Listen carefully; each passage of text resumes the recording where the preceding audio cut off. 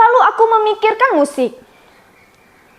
Aku suka musik, tapi aku tak bisa memainkan alat-alat musik. Tak bisa memetik gitar. Sumbangkan. Aku pun tak fasih dalam menekan tur piano, apalagi meniup surunai kale. Tapi ada satu hal yang aku bisa, bernyanyi. Ya, aku bisa dan aku bangga akan hal itu. Mungkin suaraku bukan yang paling merdu di dunia, tapi saat aku menyanyikan lagu-lagu Aceh, ada getaran-getaran tak bisa kujelaskan. Seolah setiap nada membangkitkan sesuatu dalam diriku. Rasa, ingatan, dan cinta. Di saat itulah aku merasa hidup, merasa berarti, dan yang paling penting, aku percaya diri dengan suaraku. Inilah jalanku.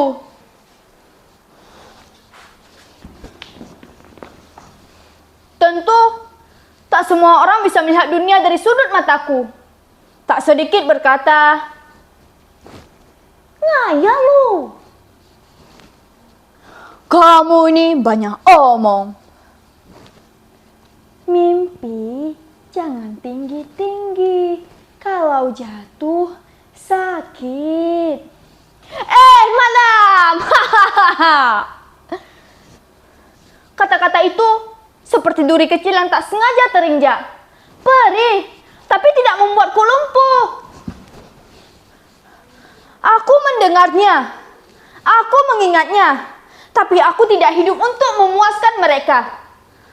Jika mimpiku dianggap tinggi, biarlah, karena aku tak pernah ingin berjalan dengan kepala menunduk hanya demi membuat orang lain merasa nyaman.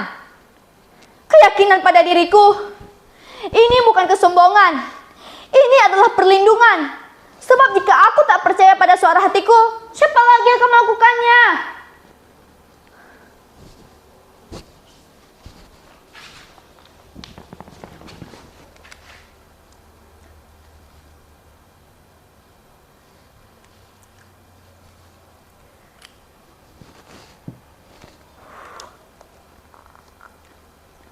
Inspirasi bisa datang dari mana saja, dari langkah sederhana dalam kehidupan sehari-hari, atau dari keindahan tradisi yang tetap hidup dalam masyarakat.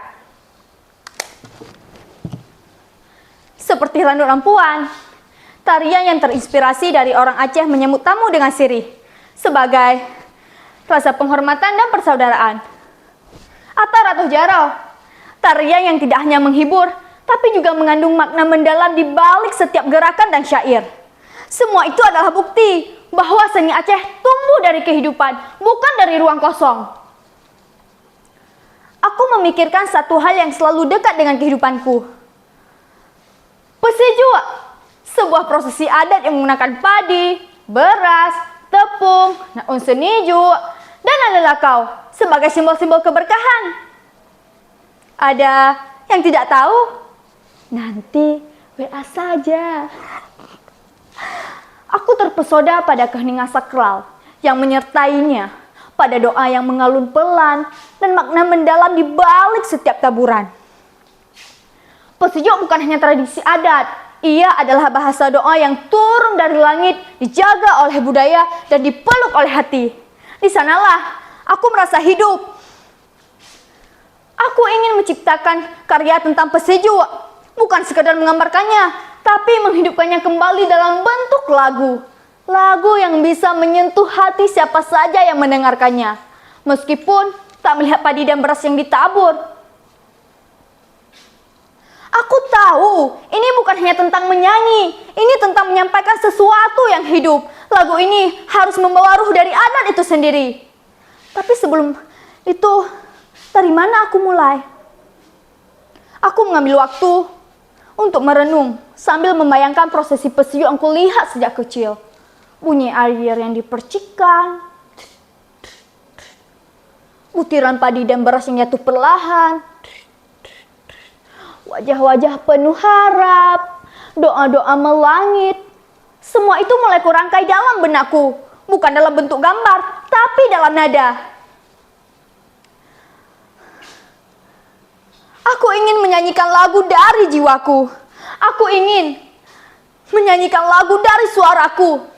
Aku ingin setiap kata terdengar jelas, seolah doa-doa itu benar-benar terucap di hadapan yang maha mendengar. Aku mulai merekam suaraku diam-diam. Tidak ada iringan, tidak ada efek, no edit. Hanya aku dan nyanyianku.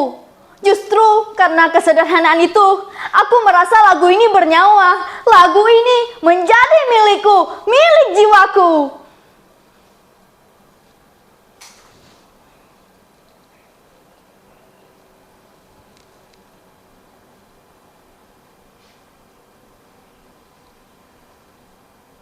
Aku suka musik, tapi aku tak bisa memainkan alat-alat musik.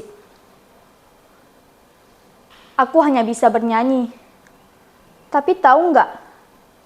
Itu cukup. Cukup untuk membuat hatiku hidup.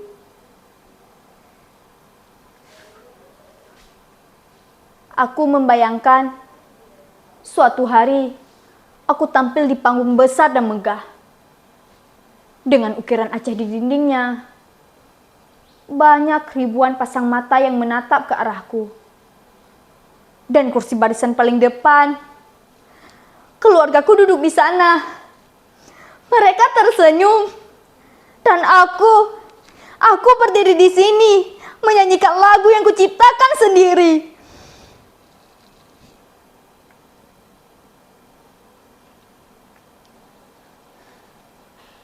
Pesiju badan,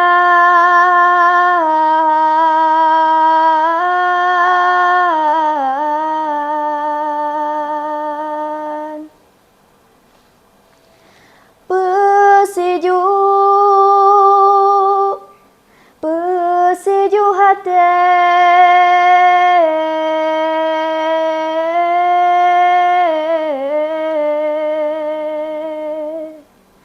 Pesiju badan, pesiju hati, hati ke Allah. Pesiju badan, pesiju hati, hati ke Allah.